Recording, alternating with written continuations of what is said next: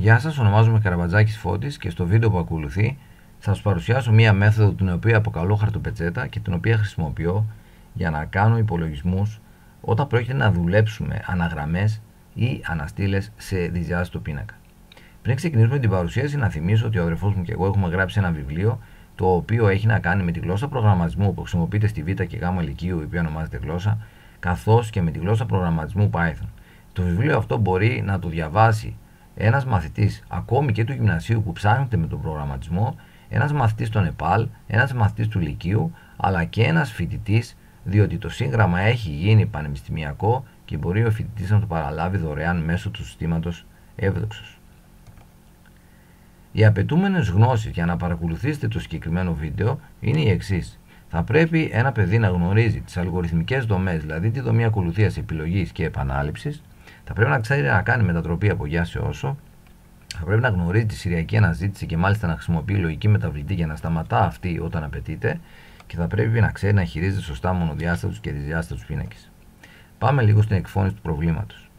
Στο άθλημα του δίσκου συμμετέχουν 8 αθλητές. Ο καθένας κάνει 6 ρήψεις, δηλαδή 6 προσπάθειες. Και νικητής είναι ο αθλητής που έχει κάνει την καλύτερη ρήψη. Να γράψετε τμήμα εντολών το οποίο α. Να εισάγει σε κατάλληλο πίνακα τα ονόματα των 8 αθλητών. Β.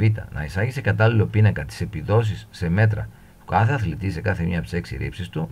Αν μια ρήψη θεωρηθεί άκυρη από τους κριτές, τότε στον πίνακα να εισάγεται την τιμή 0. Και Γ, όπου θα χρησιμοποιήσουμε τη μέθοδο χαρτοπετσέτα, να εμφανίζει το όνομα κάθε αθλητή και την πρώτη του ρήψη που θεωρήθηκε άκυρη. Αν κάποιος αθλητής δεν έκανε καμία άκυρη προσπάθεια, δίπλα στο όνομά του να εμφανίζει το μήνυμα ήταν όλες έγκυρες. Όταν έχουμε να κάνουμε με πρόβλημα το οποίο έχει μονοδιάστατους είτε δυσδιάστατους πίνακες, θα πρέπει οπωσδήποτε ο μαθητής να αρχίζει να σχεδιάζει αυτούς τους πίνακες. Στο πρώτο ερώτημα έχουμε ένα πίνακα μονοδιάστατο, ο οποίος έχει 8 στοιχεία, ο οποίος φαίνεται στο βίντεο. Το όνομά του είναι on και έχουμε συμβολήσει αυτά τα νούμερα από 1 μέχρι 8 με τη μεταβλητή i. Το i εκφράζει στην ουσία με μια αντίστοιχη λέξη της εκφώνησης τους 8 αθλητές. Στη συνέχεια πρέπει να σχεδιάσουμε ένα δυσδιάστατο πίνακα με όνομα EP και διαστάσεις 8,6, όπου 8 είναι αθλητές και όπου 6 είναι οι 6 ρήψεις που έχει κάνει ο κάθε αθλητής. Έχουμε συμβολήσει αυτό το 1 έως 6 με μια μεταβλητή J και το J εδώ με βάση την εκφώνησή μας εκφράζει τη λέξη ρήψεις του κάθε αθλητή. Μάλιστα έχουμε βάλει και δεδομένα στην τέταρτη γραμμή, άρα αυτό σημαίνει ότι ο τέταρτος αθλητής στην πρώτη του προσπάθεια έχει ρίξει 45,2 μέτρα, στη δεύτερη του προσπάθεια έχει κάνει άκυρη και στην έκτη του προσπάθεια έχει ρίξει 66 μέτρα. Πάμε στο ερώτημα α. Στο ερώτημα α θέλει να βάλουμε δεδομένα σε έναν πίνακα on ο οποίος έχει 8 κουτάκια. Πάρα πολύ εύκολα και θα πρέπει οπωσδήποτε να το γνωρίζετε αυτό. Με μία για i από 1 μέχρι 8 τρέχουμε τους 8 αθλητές, γράφουμε την εντολή διάβασε on i και κλείνουμε με ένα τέλος επανάληψης. Αυτές οι εντολές έχουν σαν αποτέλεσμα να μας δίνουν τη δυνατότητα όταν θα εκτελεστούν από τον υπολογιστή να πληκτρολογήσουμε 8 ονόματα όπου το κάθε ένα θα μπει στο κάθε κουτάκι του πίνακα on.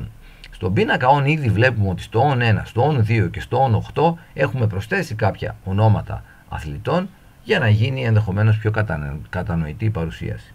Στο ερώτημα Β θέλει να βάλουμε δεδομένα στο δυσδιάστατο πίνακα. Για να το πετύχουμε αυτό πρέπει να χρησιμοποιήσουμε δύο δομές επανάληψης, δύο για. Η πρώτη, η για i από 1 μέχρι 8, τρέχει στην ουσία τις γραμμές μας. Η δεύτερη, εμβολευμένη για j από 1 μέχρι 6, τρέχει στην ουσία τις στήλες του πίνακά μας. Και αντίστοιχα με μια εντολή διάβαση όπως και πριν, θα βάλουμε δεδομένα μέσα στον πίνακα. Η εντολή διάβαση είναι η διάβαση EP, i, j και όπως βλέπετε στο σχήμα έχουν εμφανιστεί κάποιες μπλε γραμμές οι οποίες μας δείχνουν πώς τρέχουν αυτές οι δύο για τον πίνακα. Τον τρέχουν λοιπόν αναγραμμές και γεμίζουν τον πίνακά μου αναγραμμή. Δηλαδή για τον πρώτο αθλητή πηγαίνει πρώτα στην πρώτη του ρήψη, στη δεύτερη του ρήψη, μπλα μπλα μπλα, στην έκτη του ρήψη και μετά πηγαίνει στο δεύτερο αθλητή και συμπληρώνει τα στοιχεία για αυτόν στις 6 του προσπάθειες.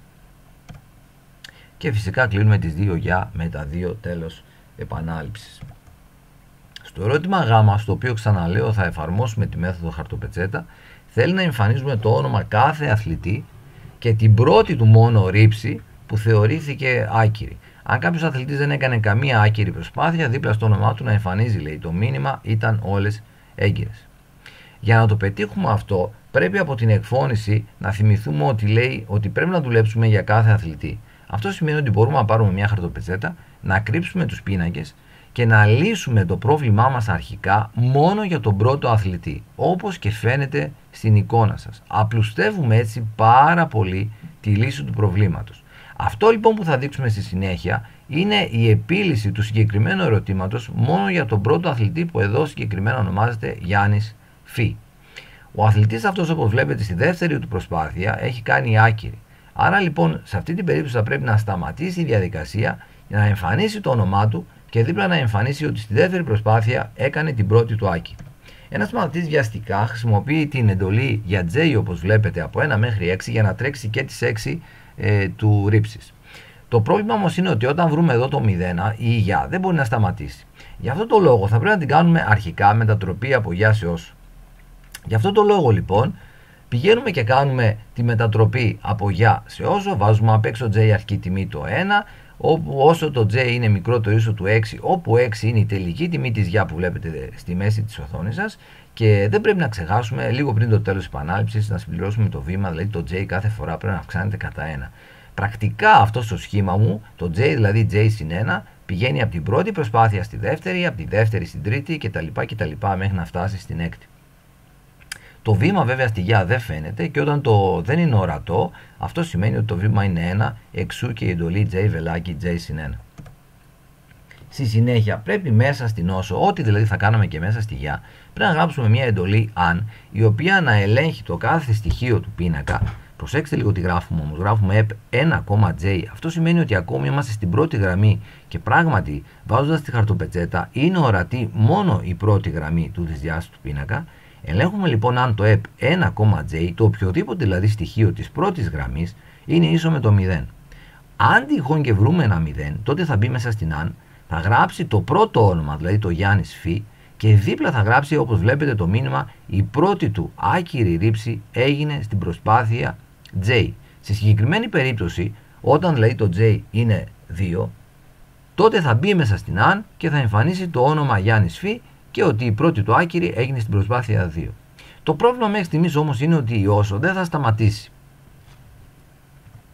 Γι' αυτό το λόγο σκεφτόμαστε τη σηριακή αναζήτηση και προσθέτουμε σε αυτά τα 3 σημεία που βλέπετε που εμφανίζονται με μπλε χρώμα εδώ, μια λογική μεταβλητή flag για να σταματήσουμε την όσο.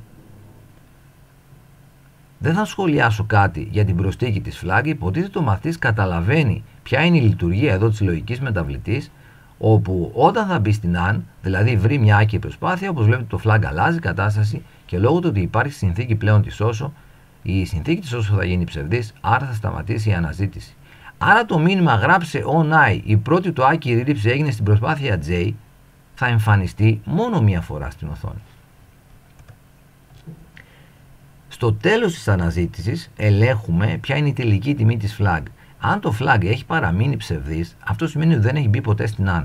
Άρα αυτό σημαίνει ότι δεν έχει βρει καμία άκυρη προσπάθεια. Στον πρώτο αθλητή αυτό το πράγμα βέβαια δεν συμβαίνει, αλλά αν σε κάποιο αθλητή δεν βρεθεί καμία άκυρη προσπάθεια, τότε θα εμφανιστεί το μήνυμα γράψε on 1, δηλαδή το όνομά του, που στο συγκεκριμένο αθλητή όμως είπαμε δεν θα συμβεί, θα εμφανίσει τέλος πάντων το όνομα του αθλητή και θα εμφανίσει δίπλα το μήνυμα ήταν όλες έγκυρες. Όπως είπα και προηγουμένως, όταν το J είναι 2, τότε το στοιχείο θα γίνει EP 1,2, οπότε στο στοιχείο 1,2, όπως βλέπετε και δεξιά στο σχήμα σας, όντως η τιμή είναι 0, άρα το 0 είναι ίσο με το 0, οπότε θα μπει μέσα στην AN και όπως είπαμε το flag θα αλλάξει κατάσταση και θα σταματήσει η αναζήτηση, εμφανίζοντας μόνο το όνομα του αθλητή και ότι η προσπάθειά του, η πρώτη άκυρη προσπάθειά του έγινε στην προσπάθεια 2. Πώς εφαρμόζουμε τώρα τη χαρτοπετσέτα για να λύσουμε το πρόβλημα για κάθε αθλητή? Βάζουμε σε ένα νοητό πλαίσιο, όπως εμφανίστηκε ήδη στην οθόνη σας, όλες αυτές τις εντολές οι οποίες λύνουν το πρόβλημα μόνο για τον πρώτο αθλητή και αρχίζουμε σιγά σιγά και διώχνουμε τη χαρτοπετσέτα από το σχήμα μας. Καθώς διώχνουμε όμως τη χαρτοπετσέτα, εμφανίζεται η μεταβλητή I καθώς και το νούμερο 8, που αυτό εκφράζει το πώς είναι και οι αθλητές μας. Οπότε όλες αυτές οι εντολές που βρίσκονται μέσα σε αυτό το νοητό πλαίσιο θα πρέπει να επαναληφθούν τόσες φορές όσοι είναι και οι αθλητές. Πηγαίνουμε λοιπόν πάνω από αυτό το νοητό πλαίσιο, γράφουμε μία για I από 1 μέχρι 8 και κάτω από αυτό το νοητό πλαίσιο κλείνουμε τη για με το αντίστοιχο τέλος επανάληψης. Για να ολοκληρωθεί σωστά η διαδικασία πρέπει μέσα στο νοητό πλαίσιο, όπου με κόκκινο επίτηδες έχουμε βγάλει αυτό το χρώμα, έχουμε βάλει τον αριθμό 1, θα πρέπει να τον αλλάξουμε με βάση τη μεταβλητή την οποία προσθέσαμε έξω από το νοητό πλαίσιο, που επίτηδες έχουμε πάλι με κόκκινο χρώμα, που είναι η μεταβλητή I. Θα πρέπει λοιπόν να κάνουμε τις αντίστοιχες αλλαγές, όπου ένα να βάλουμε το I, και στην ουσία αυτό που βλέπετε τώρα μπροστά σας έχει επιλύσει όλο το ερώτημα Γ και απαντάει στο εξής ερώτημα. Εμφανίζει το όνομα του κάθε αθλητή και δίπλα ποια ήταν η πρώτη του προσπάθεια που ήταν άκυρη. Σε περίπτωση που κάποιος αθλητής δεν έκανε καμία άκυρη, τότε εμφανίζει το όνομά του και το μήνυμα ήταν όλες έγκυρες. Αυτή είναι η μέθοδος χαρτοπετσέτα. Σας ευχαριστώ πάρα πολύ για το χρόνο σας και θυμίζω ότι όποιος θέλει μπορεί να σκανάρει το QR, το οποίο θα τον οδηγήσει στον εκδοτικό οίκο, και αν θέλει μπορεί να δει τα περιεχόμενα του βιβλίου και οτιδήποτε πρόκειται για το βιβλίο μπορεί να κάνει αντίστοιχες ερωτήσεις. Περιμένω πάρα πολύ πραγματικά τα σχόλιά σας, είτε είναι θετικά είτε αρνητικά, διότι με θετικά σχόλια μας δίνεται η δυνατότητα να συνεχίσουμε να κάνουμε αυτή τη δουλειά, και με αρνητικά σχόλια ή με κάποια σχόλια τα οποία στηρίζονται πάνω στην παρουσίαση ή οτιδήποτε σας δείχνουμε και δεν σας αρέσει, μας βελτιώνουν σαν ανθρώπους, οπότε γινόμαστε καλύτεροι. Σας ευχαριστώ πάρα πολύ και ελπίζω να τα ξαναπούμε σύντομα.